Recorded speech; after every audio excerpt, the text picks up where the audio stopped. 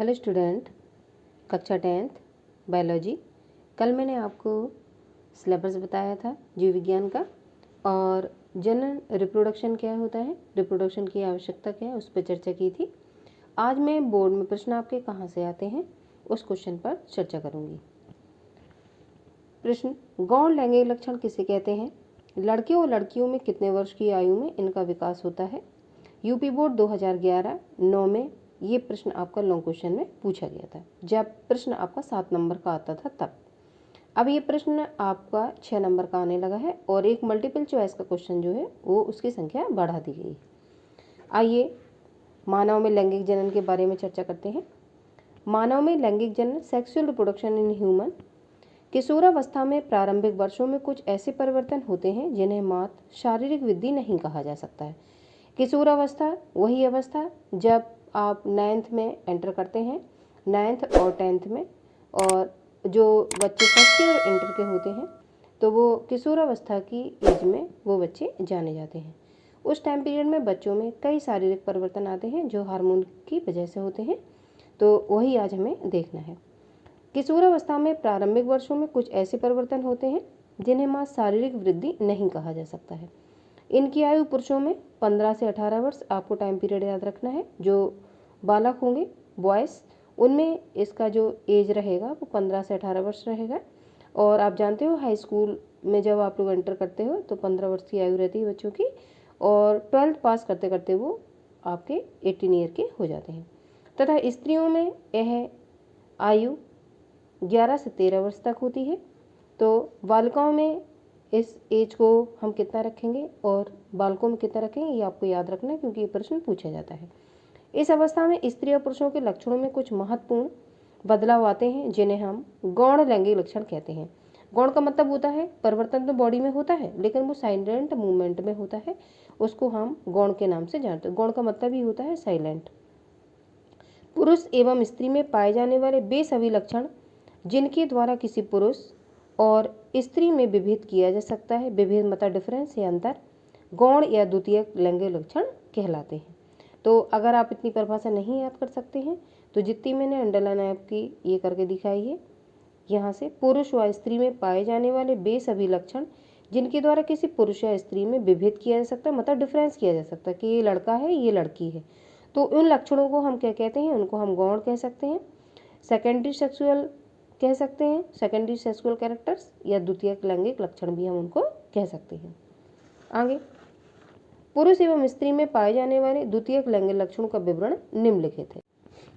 पुरुष के द्वितीयक गौण लैंगिक लक्षण, secondary sexual character of male. तो हम मेल में कैरेक्टर देखते हैं कौन कौन से होते हैं। जो आपकी एडोसेंट अवस्था आती है या यौवनावस्था आती है, इसी को हम कहते हैं, तो उसमें क्या क्या परिवर्तन बालकों में होते हैं। चेहरे और शरीर पर बाल उगाते हैं, दाढ़ी मूछ आने लगती है ना बच्चों के, तथा स्वर भारी हो जाता है, आवाज़ में बदलाव हो जाता है। जबकि लड़कियां इसके विपरीत, उनकी वॉइस कैसी होती है? सुरीली हो जाती है, जबकि बॉयज़ जो होते हैं उनकी आवाज़ कैसी हो जाती है? भारी हो जाती है। शुक्र जनन नलिकाओं में शुक्राणु का निर्माण शुरू हो जाता है। मैंने कल आपको बताया था शुक्राणु किसमें बनते हैं? मेल में बनते हैं, ठीक है, जिसको हम स्पर्म के नाम से जानते हैं। तो शुक्र जनन नलिकाओं में शुक्राणु का निर्माण शुरू हो जाएगा। अस्थियां, जिनको हम बोन्स कहते हैं, हड्डियां, पेशियां, मसल्स मजबूत तथा कंधे चौड़े हो जाते हैं तथा शरीर की लंबाई बढ़ने लगती है, किनकी? बॉयज़ की। तो कम से कम 3 कैरेक्टर आपको पता होने चाहिए जो द्वितीय आपके लैंगिक लक्षण होंगे, या इन्हीं को हम गौण लैंगिक लक्षण के नाम से जानते हैं। अब नोट करके मैंने कुछ लिखा हुआ है, यहाँ से आपके मल्टीपल चॉइस के प्रश्न बनते हैं। वृषण से स्त्रावित हार्मोन, तो वृषण ये पुरुषों में, ठीक है, पाया जाता है, इसी में शुक्राणु का निर्माण होता है वृषण में। ये आपके प्राइमरी सेक्स ऑर्गन है, आगे जब ये टॉपिक आएगा तो उस पर चर्चा करेंगे। हार्मोन जो पुरुषों में रिलीज होते हुए कौन से हैं? टेस्टोस्टेरोन और एंडोस्टेरोन, ये दोनों हार्मोन्स के आपको नाम याद रखने हैं। टेस्टोस्टेरोन जो वृषण की इंग्लिश होती है उसको हम कहते हैं टेस्टिस। क्या कहते हैं? टेस्टिस।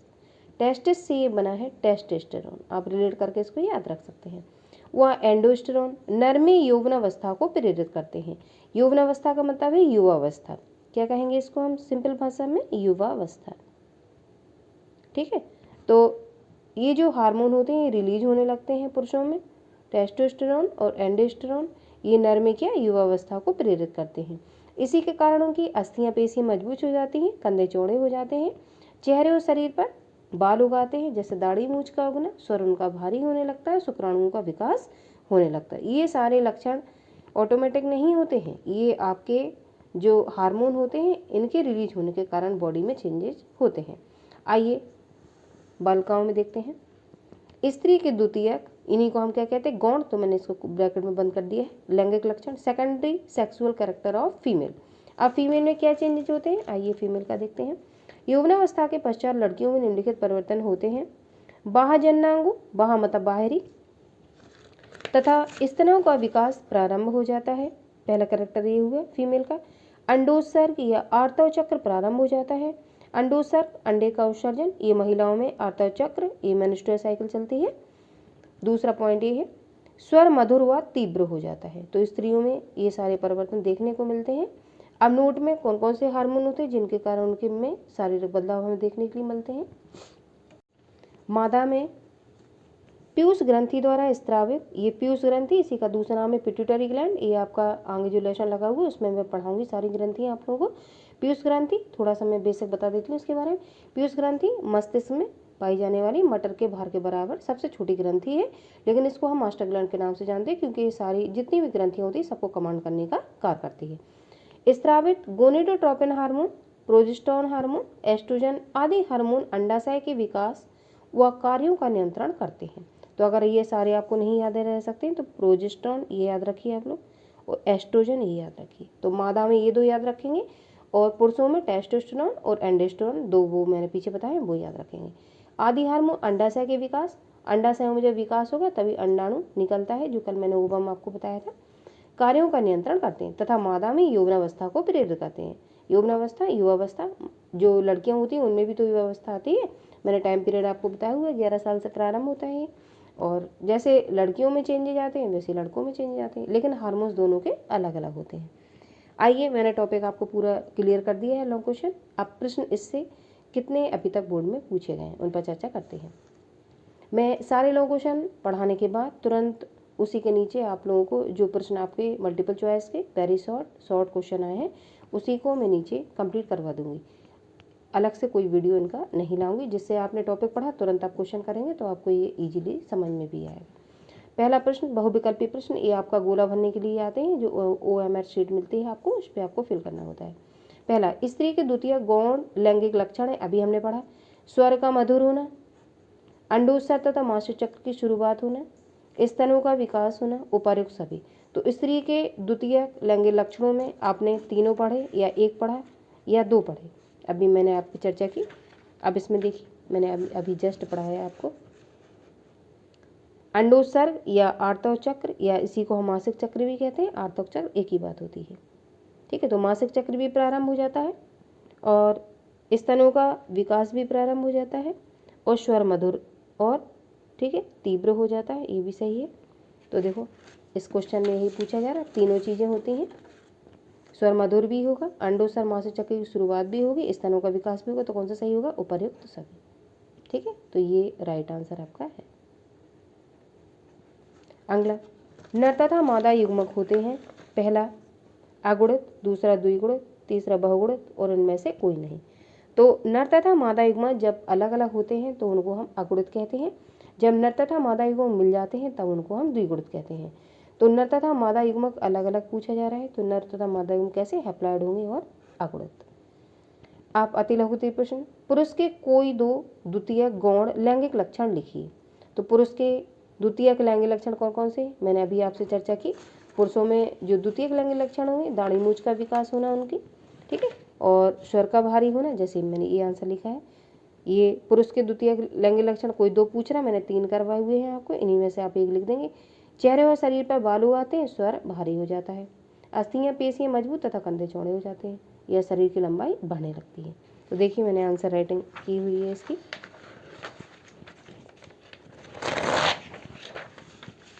ये देखिए आंसर किस तरीके से आपको लिखना है बोर्ड में वो भी मैं आपको बताऊंगी। आंसर में पुरुष के द्वितीयक लैंगिक लक्षण निम्नलिखित है, ये आपसे द्वितीयक लैंगिक लक्षण पूछ रहे हैं, तो आंसर मैंने लिखा 2 पूछ रहा है तो मैंने 2 लिखा। स्वर का भारी हो जाना, एक ही हो गया। चेहरे और शरीर पर बालों का उगना, तो ये 2 नंबर का प्रश्न था। 2 नंबर में आपने 2 लाइन लिखी, सफिशियंट है।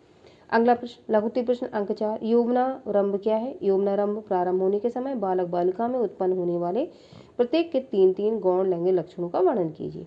अब यौवनावस्था, यौवनारंभ एक ही बात होती है, इसको हम एडोलसेंट के नाम से जानते हैं। जो लड़का और लड़कियों में शारीरिक चेंज आता है उस अवस्था को हम यौवनारंभ कहते हैं। युवावस्था का प्रारंभ होना। किसी भी प्राणी के जन्म करने योग्य हो जाने को यौवनारंभ या एडोलसेंट कहते हैं। इतनी परिभाषा आपको जरूर याद रखनी है, यौवनारंभ कहते हैं।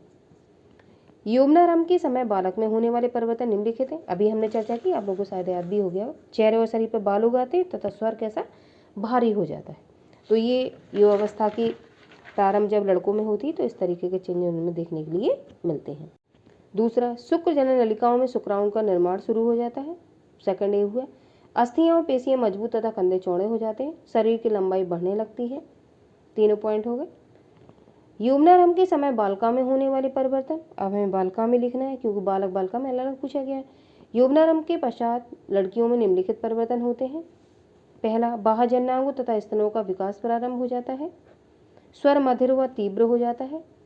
अंडोत्सर्ग तथा मासिक चक्र प्रारंभ हो जाता है। तो उसी लॉन्ग क्वेश्चन से इतने सारे प्रश्न आपके शॉर्ट, वेरी शॉर्ट और मल्टीपल चॉइस के प्रश्न आते हैं। तो अगर आप एक लॉन्ग क्वेश्चन अच्छे से तैयार कर लेते हैं तो आपको अलग से short, very short, multiple choice के क्वेश्चन नहीं रटने पड़ेंगे। एक ही लॉन्ग क्वेश्चन अगर आप तैयार करेंगे तो आपको सारा कुछ जो भी पूछा जाता है, शॉर्ट, वेरी शॉर्ट, सारे क्वेश्चन अपने आप तैयार हो जाएंगे। तो इस तरीके से प्रश्न आपके बोर्ड में पूछे गए थे। तो मैंने आपको अभ्यास प्रश्न नीचे बताए हुए हैं, उसके पहले मैंने टॉपिक क्लियर किए हुए हैं। आई होप आप लोगों को ये टॉपिक जनन जो मैंने पढ़ाया वो क्लियर हुआ होगा। कल मैं इसका जो नया वीडियो होगा, नया क्वेश्चन होगा, उसको लेकर आऊँगी जो आपका इससे भी अधिक इम्पोर्टेंट रहेगा।